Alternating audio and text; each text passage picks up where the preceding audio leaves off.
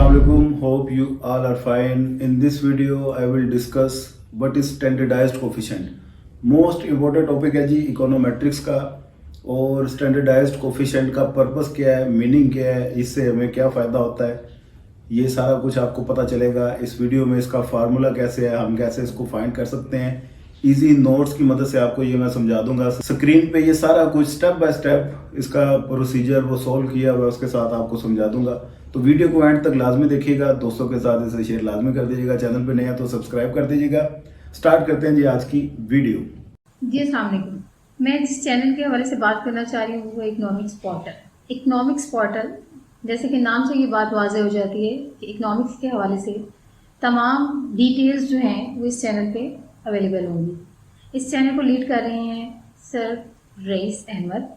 Please subscribe कीजिए, like कीजिए और शेयर कीजिए अपने फ्रेंड्स के साथ। थैंक यू जी। ये आपको स्क्रीन पर नजर आ रहा है स्टैंडर्डाइज्ड कोफिशिएंट। सबसे पहले तो मैं इसका ये बता दूं कि ये रिलेटिव इंपॉर्टेंस किसी इंडिपेंडेंट वेरिएबल की वो चेक करने के लिए इस्तेमाल किया जाता है।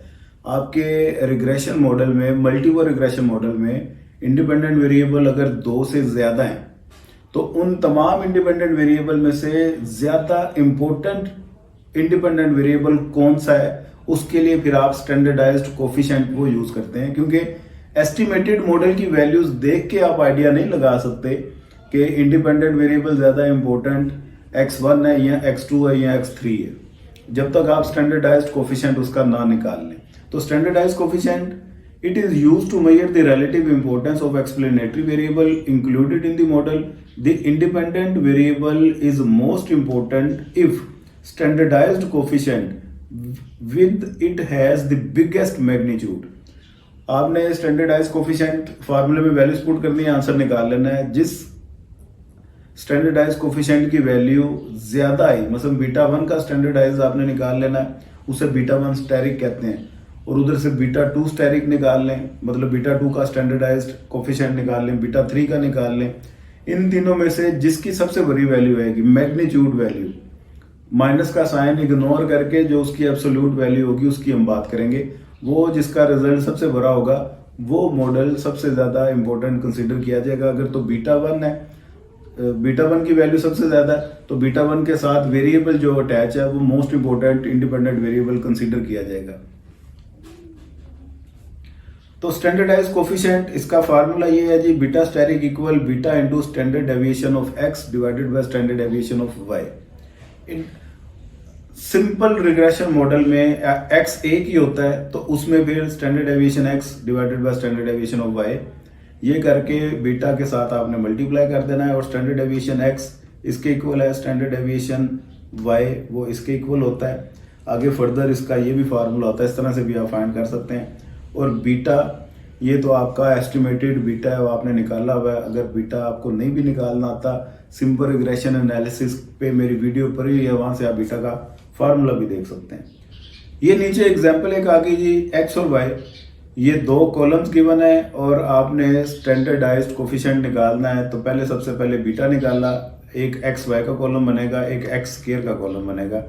और हाँ, स्टैंडर्डाइज निकालने के लिए x minus x bar square एक ये कॉलम बना लेंगे, Y minus Y bar square, ये सारी कैलकुलेशन आप कर लेंगे। नीचे इन्होंने बताया हुआ है बीटा का ये फार्मूला है जी, इसमें आपने वैल्यूज पुट की और बीटा का आंसर आ गया। ए का ये फार्मूला होता है, या अल्फा, उसमें वैल्यूज पुट की, आंसर आ गया, और ये आपकी एस्टिमेटेड एक रिग्रेशन इक्वेशन आ गई।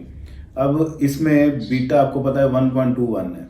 ये इसका स्टैंडर्डाइज्ड अगर आपने निकालना है तो स्टैंडर्डाइज के लिए फिर आपको बीटा स्टेरिक उसे डिनोट करेंगे, स्टैंडर्ड डेविएशन एक्स इसमें वैल्यूज पुट की, उसका आंसर निकाल लिया, स्टैंडर्ड डेविएशन वाई उसमें वैल्यूज पुट की, उनका आंसर निकाल लिया। इन दोनों को डिवाइड करके बीटा के साथ मल्टीप्लाई कर दें तो ये आपके पास बीटा स्टेरिक का आंसर 0.95 आ गया। अल्फा स्टेरिक निकालने की जरूरत नहीं होती, स्टैंडर्डाइज्ड कोफिशिएंट्स होते हैं ये आमतौर पे, जो कि ज्यादातर मल्टीपल रिग्रेशन में यूज होते हैं। तो मल्टीपल रिग्रेशन भी अगर है तो तरीकाकार आपको समझ आ गया, उसमें बीटा 1 होगा, बीटा 2 होगा या बीटा 3 होगा। तो आपने यहाँ पे बीटा की जगह पे अगर बीटा 1 का स्टैंडर्डाइज कोफिशिएंट निकालना है तो यहाँ पे आप बीटा 1 लिख देंगे और यहाँ पे स्टैंडर्ड डेविएशन x1 कर देंगे, नीचे y ही रहेगा। इसी तरह बीटा 2 का अगर आपने स्टैंडर्डाइज कोफिशिएंट निकालना है, इधर बीटा 2 कर दें, इधर स्टैंडर्ड डेविएशन x2 कर दें। बकाया इन दोनों को कंपेयर कर लें किसका रिजल्ट ज़्यादा आ रहा है। जिसका ज़्यादा आया वो most important independent variable consider होगा आपके पूरे मॉडल का। तो यही एक मेथड है जिससे आप पता चला सकते हैं कि आपके जितने भी इंडिपेंडेंट वेरिएबल हैं उनमें से मोस्ट इम्पोर्टेंट इंडिपेंडेंट वेरिएबल कौन सा है।